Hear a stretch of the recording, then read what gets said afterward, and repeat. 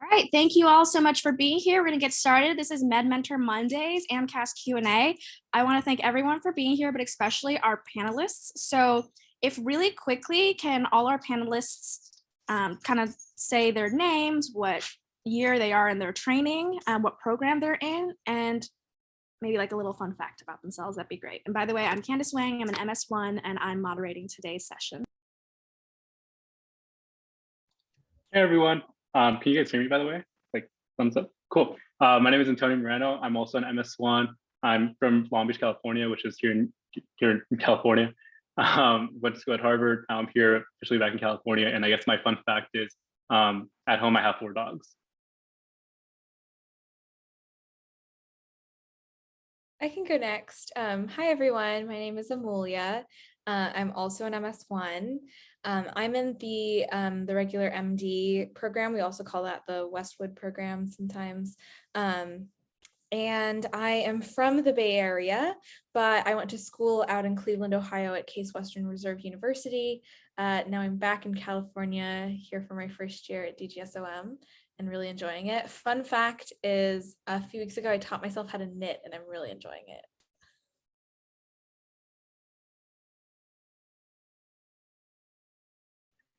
Brian, you go first. Hi everyone, I'm Brian. I'm also an MS1. Originally from the San Fernando Valley, so also Los Angeles area.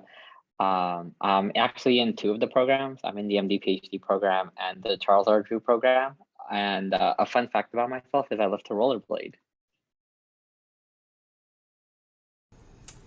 All right, and my name is Jade. The reason I left really quickly is I also started knitting again recently. I wanted to show you, Amelia. Okay, I don't know how to work Zoom, whatever. But hi everybody, my name is Jade. I am also an MS1. This is just an MS1 panel tonight, and it's gonna be great because we're awesome. Julia is also awesome. But anyway, I am a first year in the Charles Drew program. I went to UCLA for undergrad, and I'm back again for med school. Can't get enough of UCLA. Let's see, fun fact. I am both an only child and one of 7. So that's my fun fact.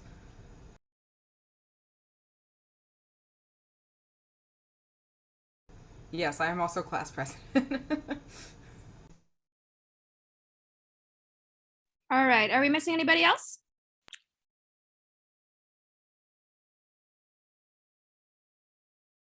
Great, okay, I think that's it. All right, so we're gonna get started. So today's really just talking about the AMCAS, and then we're gonna go to the panelists, and we're gonna be able to ask them some questions. There's also a Q&A that will be monitored. And so if you have any questions that pop up during this portion, you can also go ahead and answer there, and one of our panelists will get to you as well. So getting started, this is kind of what the AMCAS portal looks like. So you have to make an account on the AAMC, and when you first log in, this is what it looks like. So on your top left-hand side, you have the basic profile information. You got some general resources in the bottom left. Top right is all the different parts of the application and whether or not they have been submitted. Eventually, you'll be able to like print transcript report forms and letter request forms and print your whole application. You can always do that and save as a PDF if you want to keep a copy of it. And then in your bottom right, there will be the transcript and letter recommendation tracking. So here's where you send out requests for letter of recommendations and where you submit transcripts or where it'll be sent to. So an overview of AMCAS. So these are the different sections that you will have to fill out as part of your application. And so first off, we have the identifying information, which is a lot like demographics, what your name is, birthday, etc. We have schools attended, which include, any community college, universities, and other schools. You have biographic information, so more information about you, coursework, which you do have to enter classes one by one and enter your grades.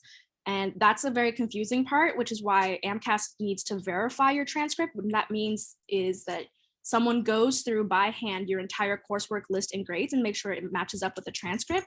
That way, AMCAS is able to calculate their own GPA and science GPA and non-science GPAs for schools to look at.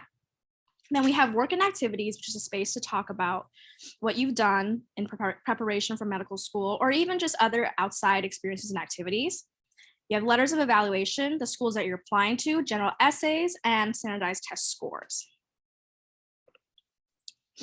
So starting with the basics, here's all the things that are going through the biographic info. And like it says here, it is the easiest part of the application. You can start this very early and kind of get all these things in there just so you have less work to do later on. These things include, legal name, preferred names, birth and sex, address, citizenship, languages, military associations, disadvantaged status, etc. The schools attended, like I mentioned earlier, include high school, community college, undergraduate, and if you have any other degrees, that as well. And as with all things, you will need a transcript from each school, so I recommend getting this earlier rather than later.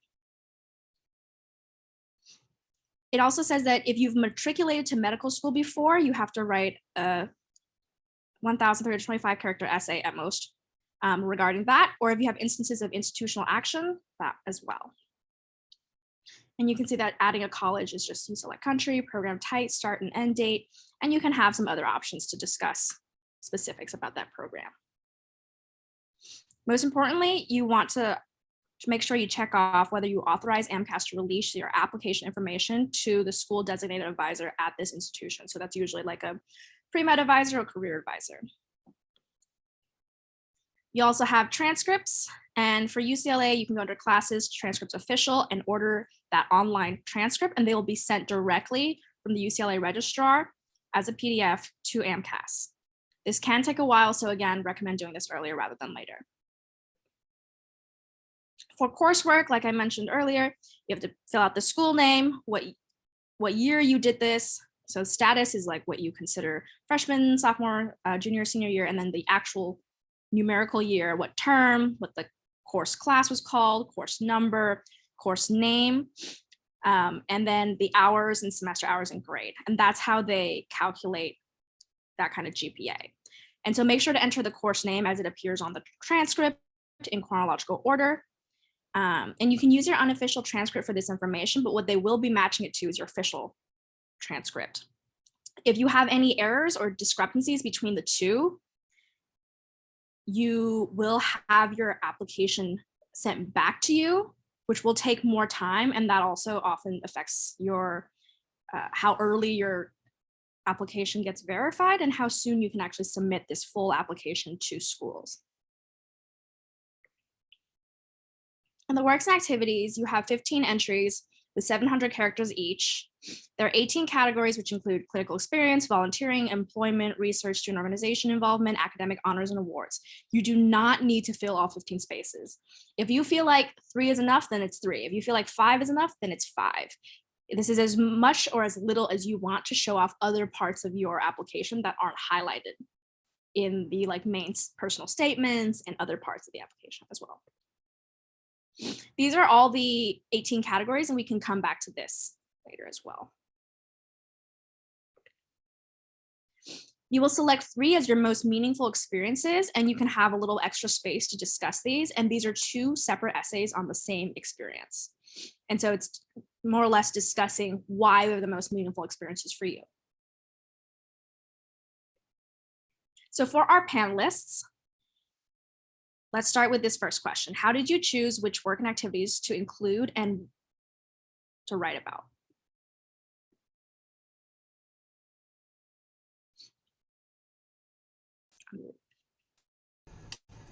Is it just anybody answers, Candace?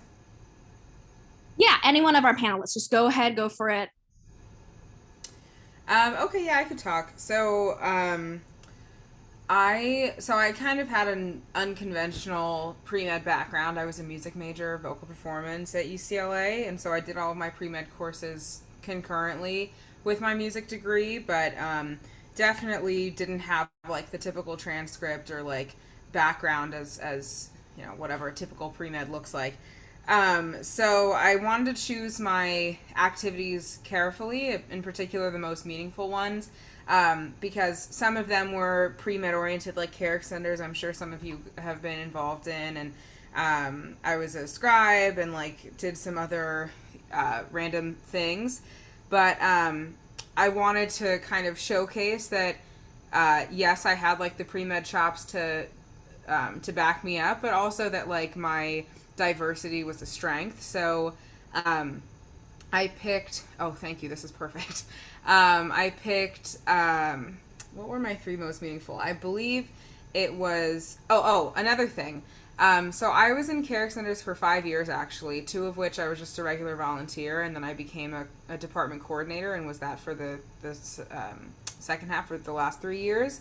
And so I wasn't sure if I should split that into 2 activities or keep them lumped together as one for 5 years. And I ultimately decided to split them because I thought that the roles and responsibilities were pretty different. So I think a general rule of thumb is like if you have different positions within the same organization and they're kind of similar, then it's okay to lump them together. But if they truly are very different, like the roles and responsibilities that you have as a volunteer versus a leadership position versus, you know, whatever, if they really are different, I think it's okay to split them and make them 2 separate activities. So I made care extenders one of my most meaningful because I had some really meaningful and powerful patient experiences that kind of solidified my decision to go into medicine. Thanks, Julia. Bye. She's in Hawaii right now, and she's taking up her vacation time to sit in on this meeting for a little bit. Anyway, I did care centers because of my meaningful patient interactions. I thought that it was a really good way to showcase like some of the reasons that I wanted to go into medicine and how impactful of an experience you can have even as like just a volunteer giving people blankets and coffee and stuff. I also wrote about being chief scribe because COVID had just started at the time of my application, and so my job went from being just kind of like not that hard, just like scheduling scribes and stuff, to like running a vaccine clinic. Well, that was later, but like doing a lot more stuff and being thrown into this crazy COVID world. And so I thought that was a good way to showcase like my leadership abilities and like ability to kind of roll with the punches and adapt quickly. And then my third experience, I believe, was working as a campus tour guide, which again, is like totally not medical at all, has nothing to do with medicine, but I basically argued that by being a tour guide, I was exposed to like people from all over the world, got to meet and interact with people from different cultures, different like backgrounds, different interests. We had people who were really interested in bio and people who were interested in English and law and music and all kinds of really cool things. And so like adapting my tour to different people's interests and learning how to, showcase different parts of UCLA or like different aspects of the campus was kind of also like an ability to think on my feet thing and just showcase how important like diversity was. So anyway, me rambling is basically trying to say that even if your experience isn't strictly like research or clinical or volunteer or whatever, it can still be important and show that you are going to be a good asset to that medical school if you spin it the right way, in my opinion. So that's what I chose. That's really awesome, Jade. I feel like I didn't know a lot of that about you, and so that was kind of fun to learn.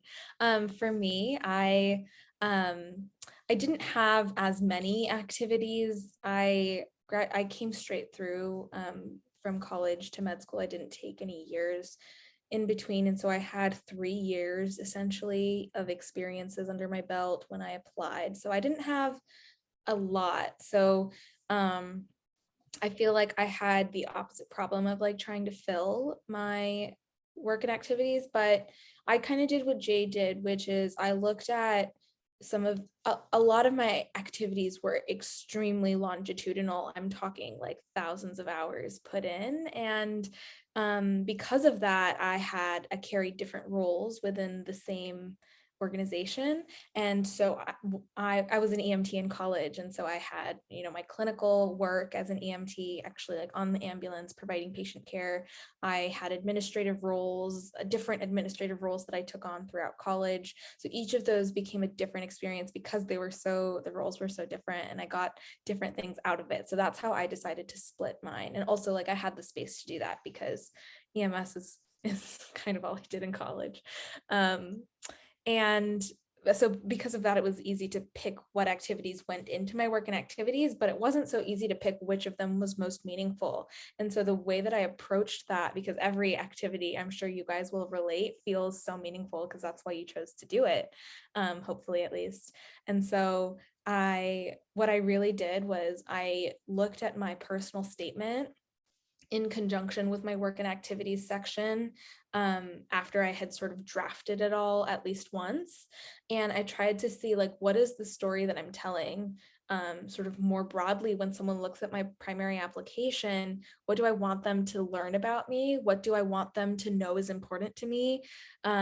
What can they answer after reading my primary application? Can they answer the question, why does Amelia want to go into medicine? What were those turning points in her journey that brought her here? And that's how I chose my most meaningful. So what I ended up doing was a lot of the things that I found were like moments in my journey that I had either specified what I want to do in medicine or realized something about myself that was a strength in medicine, or had a really meaningful interaction with somebody that really changed the way I saw medicine. Those were my most meaningful, and that's exactly what I wrote about. So after having organized it in that way, it was actually really easy to like write because I had like a strong understanding of why I picked what I picked. Hopefully that helps. I know like it's really hard to pick the three most meaningful because like we spend so much time doing all these activities, they all feel big. So hopefully by identifying like what I call like turning points, that hopefully can narrow some of your options down. Yeah, Amelia, I kind of have to second that. I feel like when I was working on my application, I kind of struggled to really fill in like as many activities as I could think of, because one thing you definitely want to consider when you guys are doing your application is you don't want to just fill in an activity just for the sake of filling something in to kind of like beef up your application. It really should have some type of substance, some type of story, something that talks about you. And I think you can really only do that through really stories. Like you can talk about like your responsibilities all day long, but that doesn't really tell us, the reader, like, why it's important to you. And I think that's kind of what I took into consideration when I was considering which three topics I really wanted to talk about. And I actually kind of took an approach where I wanted to avoid something that I had mentioned in my personal statement. So one of the things I did, for example, is I was in this a program called Global Brigades, where we went to like rural communities in these other countries once a year. And that's something that I had spoken about in my personal statement. And I didn't want to choose that as one of my top three choices again when I was writing my application, just because I didn't want to have too much overlap in terms of what I had already written in my personal statement. And I had actually spoken to one of my counselors to kind of guide me through this, because I was kind of struggling with what exactly I wanted to choose, because there were just so many things that I had to say about every single thing that I put. And one piece of advice that they had told me was choose one thing that you have been involved in for the longest amount of time, because arguably you were involved in it for a good amount of time for a reason. You probably have a lot to say about it. And for me, that was actually working at this homeless shelter. And that was kind of the thing that I had done since freshman year, and I'd carried that on the whole 4 years of college. And then the second thing that my counselor said is choose something that you think has really impacted your like medical aspirations. And I actually talked about research for that one. It's something that I did a good amount as well. And it's actually what I ended up doing for my gap year. I ended up continuing the same project that I started in college and carried that into my gap year with the exact same mentor, who ended up actually being one of my writers for one of my letters. So that was the second thing. And then the third thing that my counselor had said was choose something that was really fun to you and really meant something to you. And for me, that was actually really hard, because I was in between talking about club swimming, because I feel like club swimming in a lot of ways was like my coping mechanism in college for, coping with stress, coping with like any mental health. And that meant a lot to me. But I was also, and I had so much fun with it at the same time. It was just like an absolutely amazing experience. but I also didn't know whether I wanted to talk about this job that I had working as a diversity peer educator. And I think it was one of those activities that it was like just an amazing experience. It was super fun. I got to meet some of the coolest people in college. And when I was choosing which one was more fun, I ultimately ended up going with which one I had more stories to tell. And that's kind of how I approached it, is choose one activity, at least for me, and the way it worked out is choose one activity that you were involved with the longest amount of time, because I think that was very easy to talk a lot about. Choose one thing that I think does kind of cater a little bit to like the medical sciences, just because you do have readers who are going to be in medical administrators. And one thing that was really fun. And ultimately, it actually worked out very, very easy that way.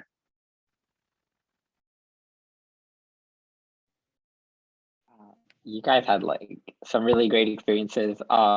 Honestly, like everybody here is so different, like from the panelist side, and we all kind of approached it differently, because I took 3 years off of college after graduating. So I think I have like the biggest gap between starting med school and finishing undergrad.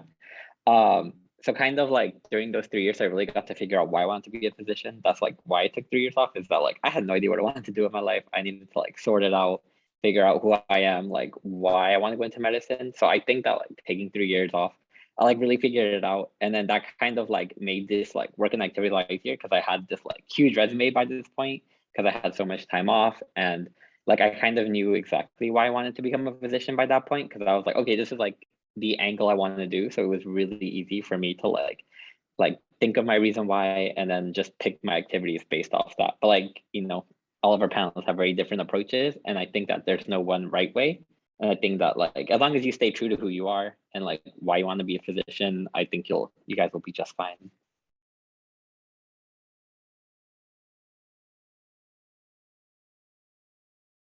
All right, thank you guys so much for all that input. I'm gonna move on to our next question. So just a little bit of a recap. Letters of evaluation. Most schools require at minimum 2 recs from science professors and 1 rec from a humanities professors. Although most schools allow up to 5 or 6. So if you have something from research or outside activities or artistic endeavors, anything like that, that is also accepted depending on the school. So our second question, which was touched upon in our Q&A as well, who, when, and how did you ask for letters of recommendation? So panelists. I don't know if we're gonna just go in the same order every time, but this was kind of funny. So Antonio and I answered a question like this in the Q&A section, but I went overboard, and I wouldn't suggest doing the same thing because it's like totally not necessary. But I ended up having 8 letters of rec because I'm crazy.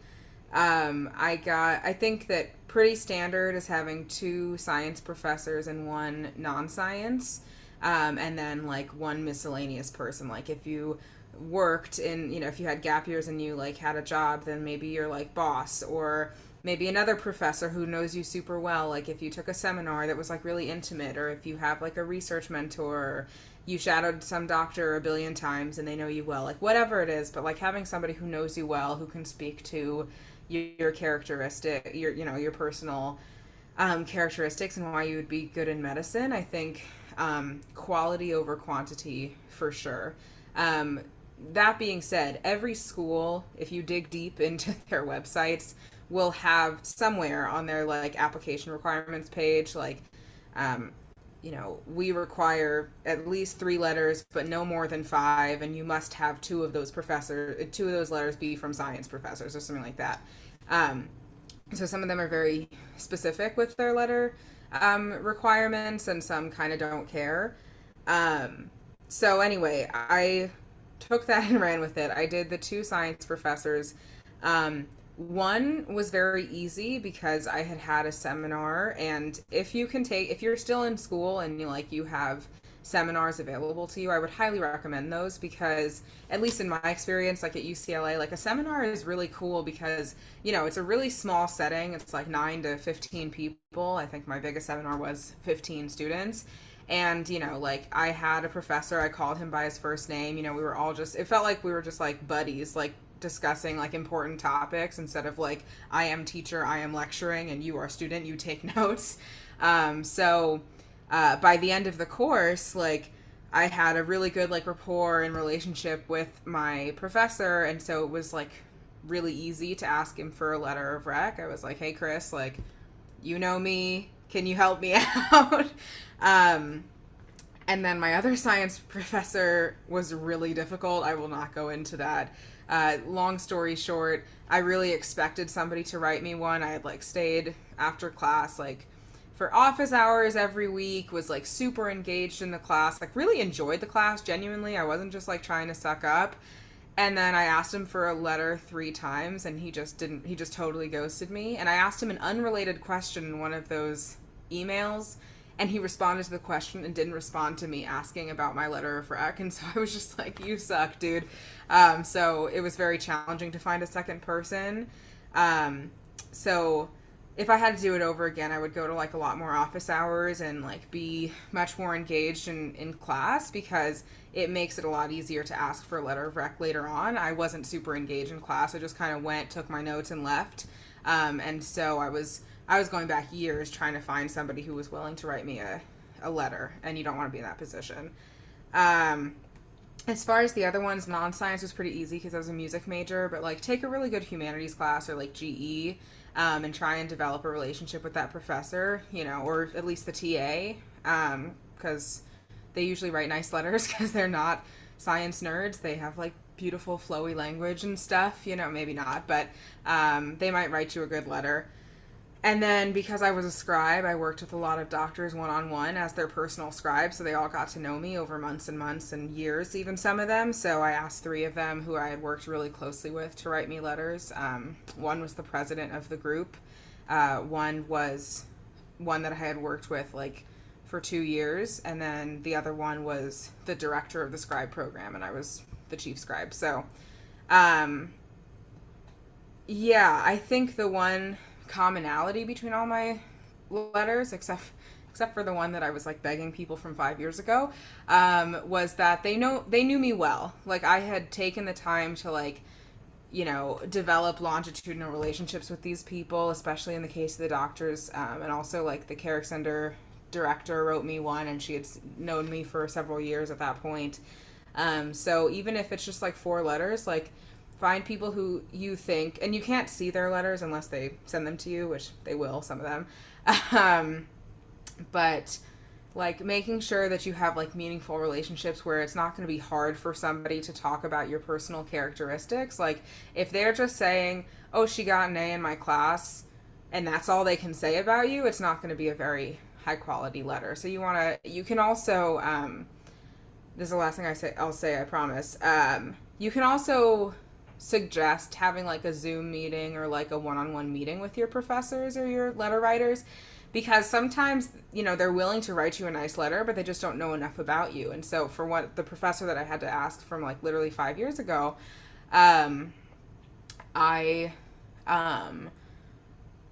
you know, I emailed him and I said, I know it's been a long time. I know we don't really know each other. Like, I'm happy to have like a Zoom meeting. And we literally talked for like an hour and a half, and he didn't ask me anything about medicine. He was like, so what was your major? And I was like, music. And it just blossomed from there. Anyway, that is my spiel. What about Dr. Delangelica, Candace? Oh, I was just gonna mention that Dr. Delangelica, who's our wonderful, wonderful curricular advisor and helps with all of our classes, is also here. So if you guys have any questions for him, maybe that's a later thing, but I just wanted to say hi and that we really appreciate him. But keep going. I've loved the answers so far. Thank you to all of our panelists for participating and providing all this information for our pre-med students. We so appreciate Dr. Delangelica. You guys don't know, we're in the presence of somebody great, I promise. But just to answer this, Jade did a fantastic job of sort of walking through the process of choosing people. I went to a little bit of a smaller school, and so I was advantaged in a way that my class sizes were smaller. It's easier to get to know professors. So all of my letters came from professors. That also is sort of just like how I what my pre-med journey looked like. It was just entirely in college. So they were all professors. I chose, a professor that I did a seminar with. I really second that advice about seminars. They're a great way to sort of, you just show up to class and it's already this great environment where you can get to know somebody. So I super second that.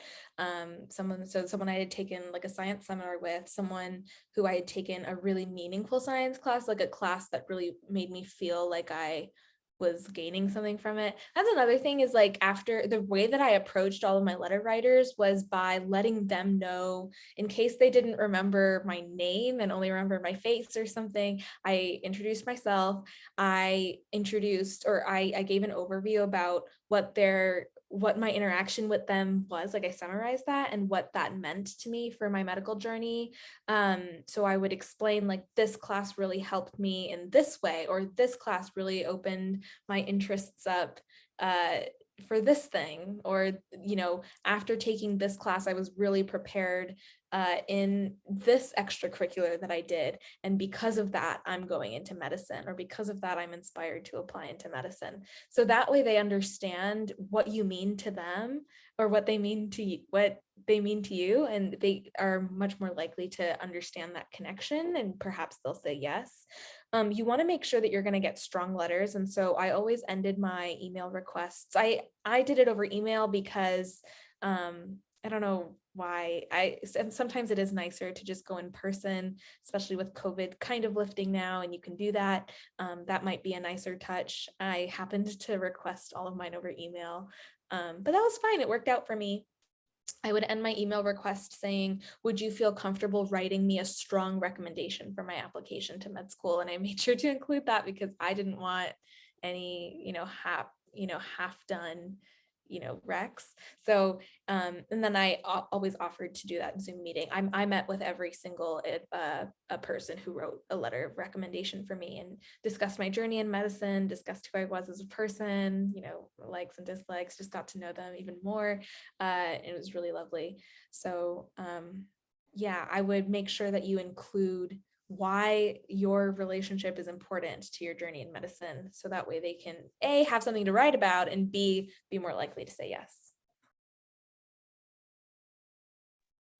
Yeah, I couldn't agree more with all of that. I think in terms of what I have to add, so I had 5 people write me my letters of rec, and I think for me it was kind of interesting because I applied basically right when COVID started, and at the time I actually thought I was going to take 2 gap years.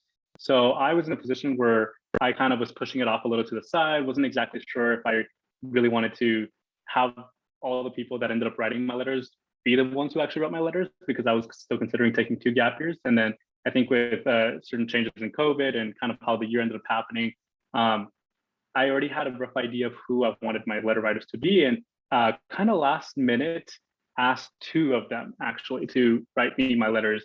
And by last minute, I mean about a month in advance to right when the application was about to open, which it's a little bit on the later side, just because if you're going to apply that cycle in May or June, whenever it opens, you do kind of want to be it's better to have prepped up your the people you want to write your letters a while in advance, because some people just take longer to respond, others kind of forget about it, and you kind of have to remind them a few times. But I think the one piece of advice that I would kind of suggest, and I think someone actually asked this in the chat, in regards to whether there's a time for when to ask a professor to write you your letter, I don't think there's really a bad time, honestly, if it's during the actual semester and you're doing really well and you feel confident and that you have a great relationship with the mentor or whoever it is that you want to ask, go for it. I personally always asked after the class ended in case if I did not end up receiving the grade that I wanted, just because I think that kind of did influence a little bit of my decision for who I wanted to ask. But I think something you can always do, and I know I definitely did this my junior year of college actually, is when I started having an idea of who I actually was thinking about could write me my letter, I remember sent out an email to every single person that I had in consideration my junior year, and was like, hey, I was wondering if I could talk to you kind of for plans after college. And I actually ended up having a meeting with all of them, and was like, hey, I am possibly going to end up applying next year or in 2 years to med school. And I was really wondering if you would be willing to write me a letter. And that sounds really far in advance, but trust me, it goes so it can do so much good for you because it can help you build rapport with the person. And I think by giving them like that far of like a notice, you can actually build a really good relationship in that process. And so I actually did that with 3 people who ended up being 3 of the 5 who ended up writing my letter, and was like, hey, and like I just like emailed them, had a meeting with them, and all 3 of them actually said yes. I think it was very easy for them because it seemed so far in advance. And throughout that following year, I kind of had like these random little check-ins every couple of months where I was like, hey, just letting you know, in a couple of months, I may have you start writing this letter, and I'll send you all the information for it. And it was kind of like a nice little check-in. And I think that's something that like actually does benefit students, is kind of having an idea of who you might be considering, even if it's not the final person who you actually end up asking. It's just nice to kind of like start making those connections if you can earlier on.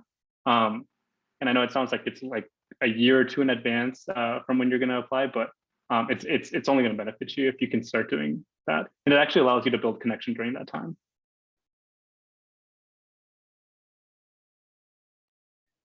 All right, I guess that leaves me. So mine was a little bit different. I didn't ask for like the recommendation until I knew I was applying. So it was like literally, I think like that January I asked them, because I wanted to ask them early. Like, you want to make sure you at least give them like 6 weeks to write a letter of rec for you. And along with that, I also asked like, oh, could, like Amelia said, can you write a strong letter of rec? Because I think most professors are honest, and they're gonna say, if they can write you a strong letter of rec, they would tell you that. And you really don't want a letter of rec that is not strong in favor of you, because everybody's gonna have an amazing letter of rec when they apply. So you don't want to be the 1% that doesn't have an amazing one. Along with that, whenever I asked, I would also send them a draft of my personal statement and be like, this is kind of like a little bit more about me, a little bit more about who I am. So they just kind of know. And then I would also ask them like, oh, I really want to like exemplify these traits that I showed when, like, I asked like people I volunteered for, I asked research mentors, I asked like program directors that like of my postbac program and my undergrad research programs. So, I think when I was doing all that, I just wanted to make sure that like certain traits of myself were highlighted that I thought shined very brightly of me. And yeah. Thank you guys so much.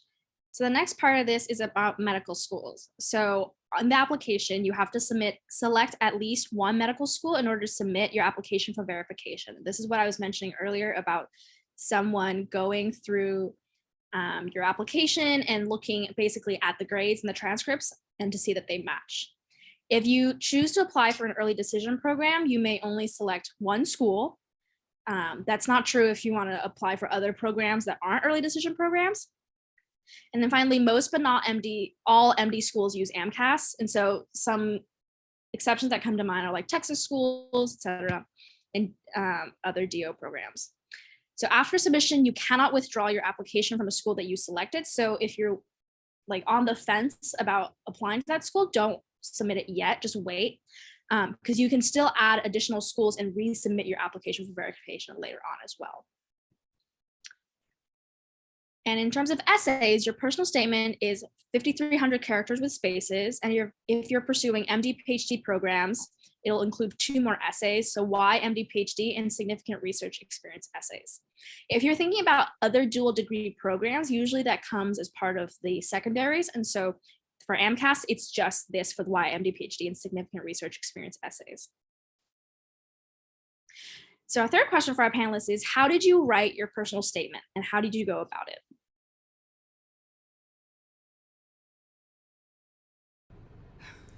So this is always the most fun part of the application, any application. No, I wrote a terrible essay and then was like, I'm done. I did it in like 2 hours, and then thank God showed it to somebody, and they were like, "This is bad." It was like, okay, and I got rid of the whole thing, and then thought about it for a really long time, and came up with a better story. And then wrote that in 2 hours, and that ended up basically being what I sent. So all of that is to say, there's no perfect way to do this. I'm not recommending just writing something in 2 hours and calling it a day, but I just am chaotic like that. But I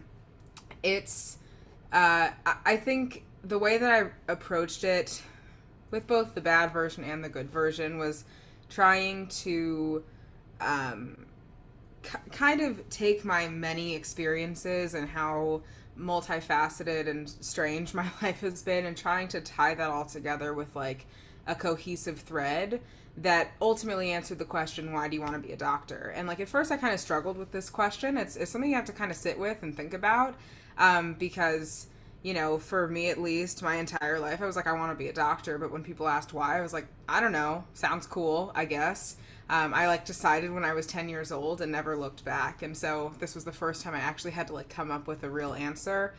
I think that if you look hard enough into like your different experiences and maybe far back enough to like when this first like became an idea in your mind, you'll find like, okay, there's something that drew me to this career. And there, for some people it's like the scientific aspect and like, you know, getting to like heal people's bodies through science. It's cool.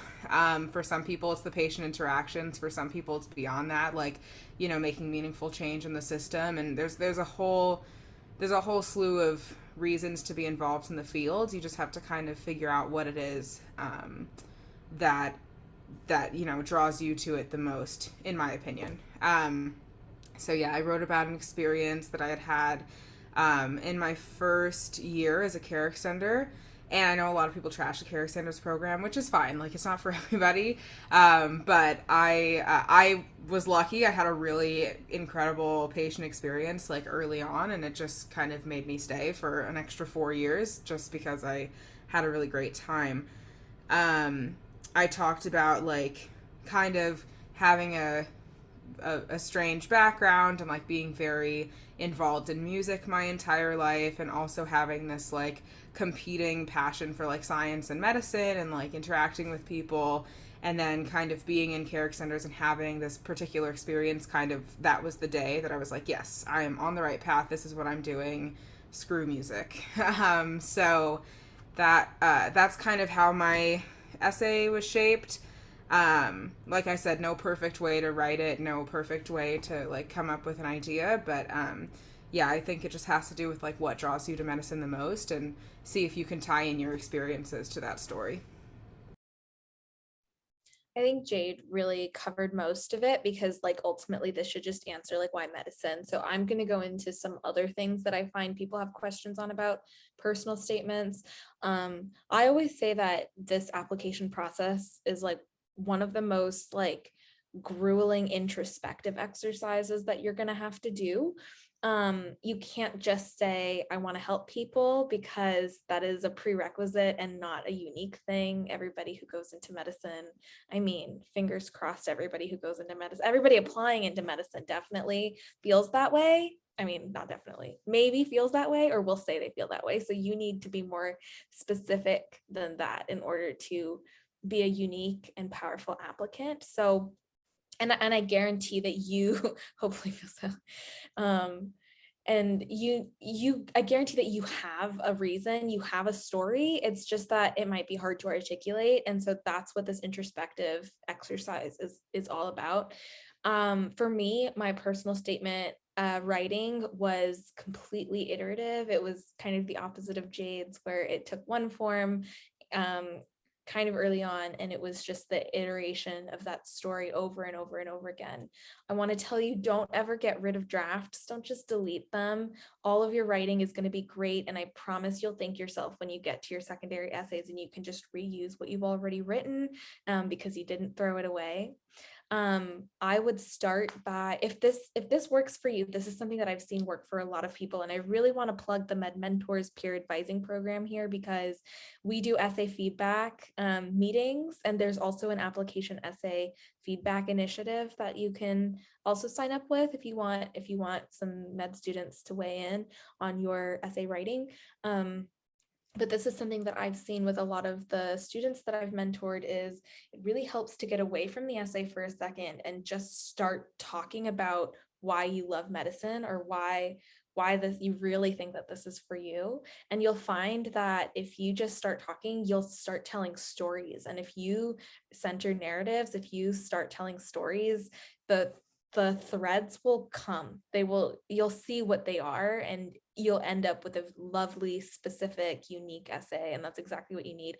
The personal statement is the time to start weaving these threads, because that's the same material those are the same values and the same, like, you want to evoke all of that imagery from your personal statement when you do your work and activity section, when you do your secondaries, when you do your interviews. It's all going to be the same stuff you're pulling, because you want it to be a cohesive application. And so just think about what are those values that you want to showcase. And at the end of reading your personal statement, I should be able to answer, why do you want to go into medicine? So that's how you should sort of look at it. To know, it'll be really hard to be like, this is done. At least it was for me. It was really hard to look at my essay and be like, this is a complete draft. This is a final draft. But at least I knew that, like, once I read this story and was like, I know why Amelia wanted to go into medicine, that's when I was like, all right, I'm just going to submit it now. Yeah, I couldn't agree more with what's already been said. Like, at the end of the day, like, the personal statement, in my opinion, is like the hardest part of the application. I don't know how the other panelists feel about it. I personally had the hardest time with it, just because I feel like it's the most personal, and obviously it's like the personal statement, but it really is hard to tell your story. And I feel like I didn't really get to be able to really do that until I started talking to someone about it, because I think a lot of us, including myself, kind of run into the mistake of trying to answer it as like, why do I enjoy medicine? Oh, I enjoy medicine, like Amelia said, because I want to help people, because I want to do good in this world. And that's not exactly a great way to approach it. Just because you run into this kind of like answering in like very specific one like sentences, like, you really shouldn't answer this in a sentence. You should answer it with a story. And I think for me, like, my story was, it really involved like my grandma and my family and their upbringings and kind of how their health affected my health. And I kind of started to weave that into a story where I really wanted to, be an advocate for like my own community because of my upbringings. And that's kind of how like my story started to come to be. And I was able to actually plug in like one activity that I had mentioned in the activities section. I guess like some feedback I can give as to some of the dangers of writing a personal statement that I think several applicants sometimes fall into is, you always want to be careful with trying not to cover too much either. At the end of the day, like, your personal statement shouldn't be just like all of your activities just somehow mentioning or making a guest appearance in your personal statement. That's not the whole point of it. Like, it's okay to like bring up one or two things, but at the end of the day, you want to tell a whole story. Like, what exactly is something in your life or something related to these activities that has impacted you? Don't just start bullet pointing and making every paragraph different. Exactly, this is not your resume. And I only say that because it sounds obvious, but you'd be surprised how when you're writing this, you almost want to start bringing in so many different things like, oh, this experience affected me, this experience affected me, this experience, like, don't do that. Just like stick to one story if you can. It just makes it so much more elaborate and intricate, and like you almost dive into that world. Also, another, I think, problem that a lot of applicants run into is don't try to fill in the word count if you don't have to. Like at the end of the day, like, just be concise, say what you want to say, but don't feel like you have to add an extra 10 sentences, an extra paragraph if you don't really have to. At the end of the day, it's a story. Another thing you also want to remember is, even though it's like not really directly stated, you want to kind of mention what you learned. Like a lot of stories, there's some type of learning, there's some type of growth to it, every story. Otherwise, there's not really a story. It's just in the exposition phase the entire time. So you really do want to kind of somehow mention, like, what is the growth, what is the learning curve that you've experienced in this story? Like, why do you want to be a doctor versus like a dentist or a nurse or some other healthcare profession? Like, it should be pretty clear that like being a physician is like the number one healthcare thing that you want to do, because there's so many other different healthcare options. And I think from your story, it should be pretty evident that like being a doctor, that is like your passion, or that is like your career choice. And I think like the final bit of advice that I can give is revise. Like if that means having like a family member, a friend who's not in med school, or even a friend who is in med school, or another pre-med, like a counselor, it doesn't matter who it is. Like, you'd be surprised how easy we can get caught up in making small little grammatical mistakes. Even get a personal subscription to Grammarly if that helps. Like, do whatever you need to do to like revise.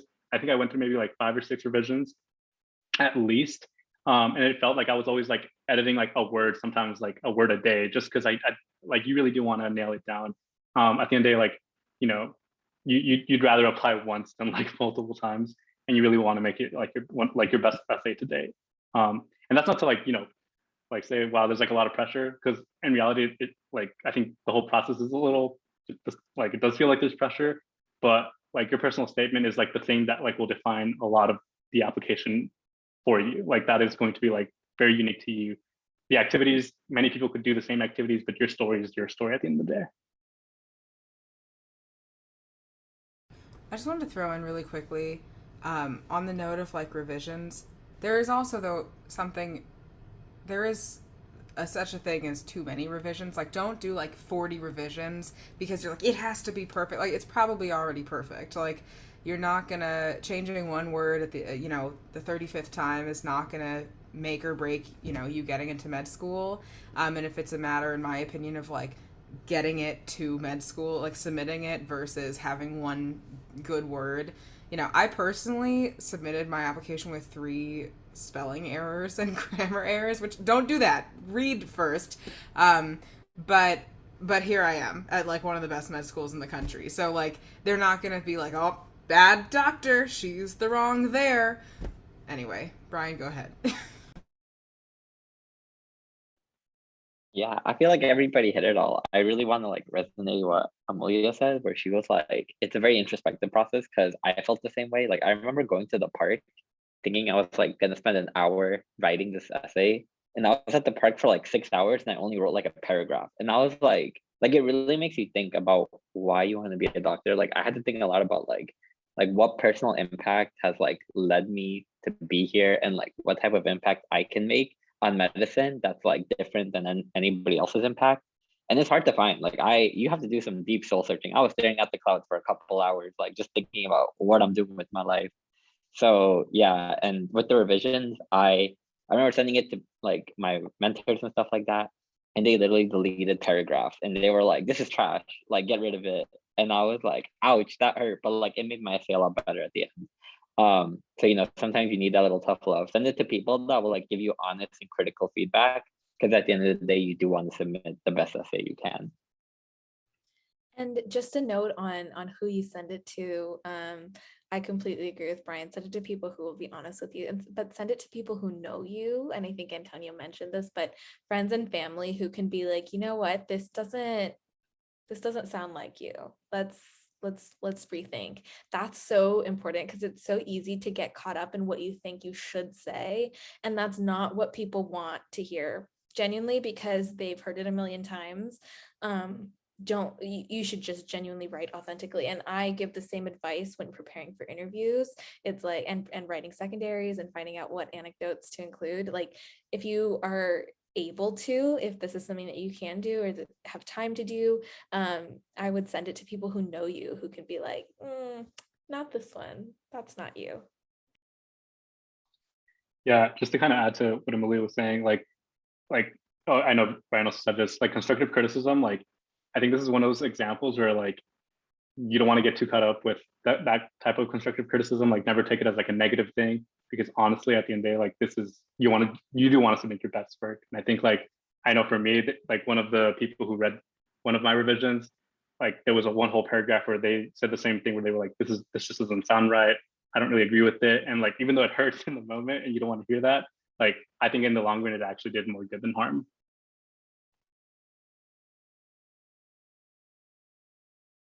Awesome. Thank you all so much for your comments and your stories and your advice. So just to move forward and kind of wrap this up, just a couple more sections left. We have the standardized tests, which reports all MCAT exams after 2003 that were not voided.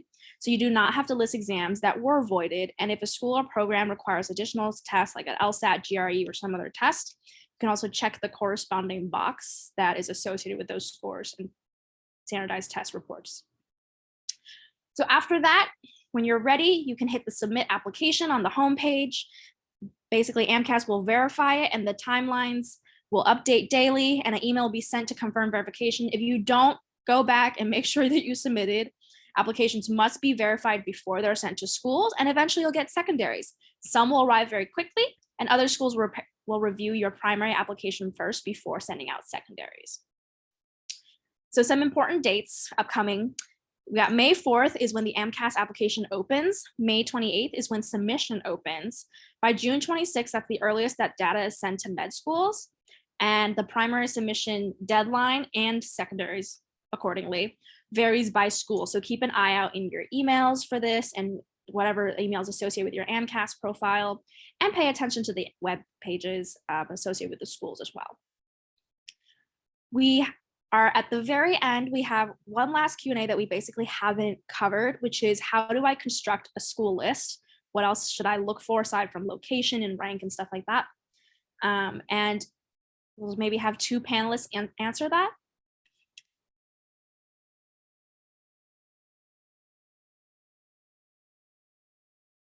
Brian, I feel like yeah, we- go ahead.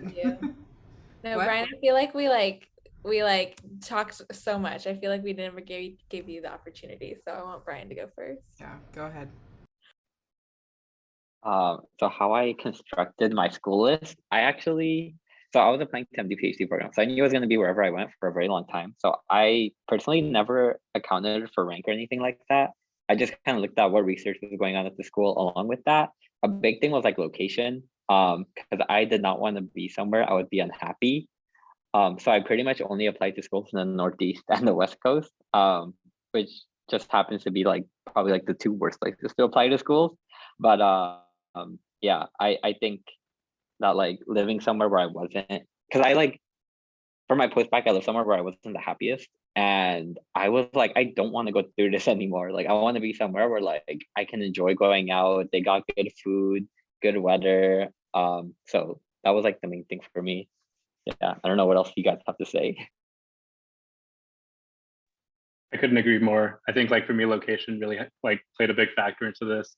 Obviously, other stuff like really also factor into like the opportunities that the schools had and the administrative staff. And I think UCLA specifically has a really good administration, really amazing student body. We have Jade, but like overall, we do have like a lot to offer. But I think location does really factor into this because you know something you want to take into consideration is you're going to be there for a while.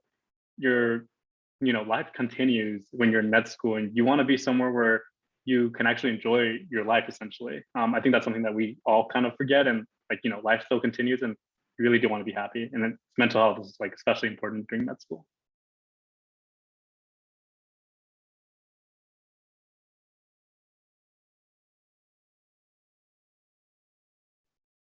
Awesome. Thank you, panelists, so much for helping to answer the questions in the chat, for talking more about your experiences and your advice.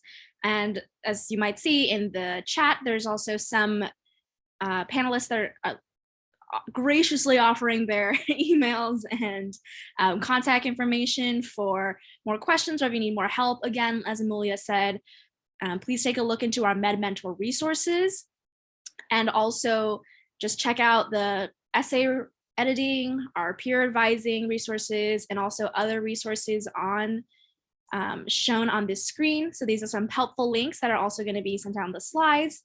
So that includes the pre-med calendar, some guides for each part of the AMCAS, and along with the advice from our wonderful panelists, you should be good to go. If you guys have any other questions, please reach out to me, Med Mentors, or any of the panelists that have offered their contact information graciously in the chat. Thank you all so much for coming tonight, and thank you especially to our panelists. Good luck, everyone. You totally got this. What Amelia said.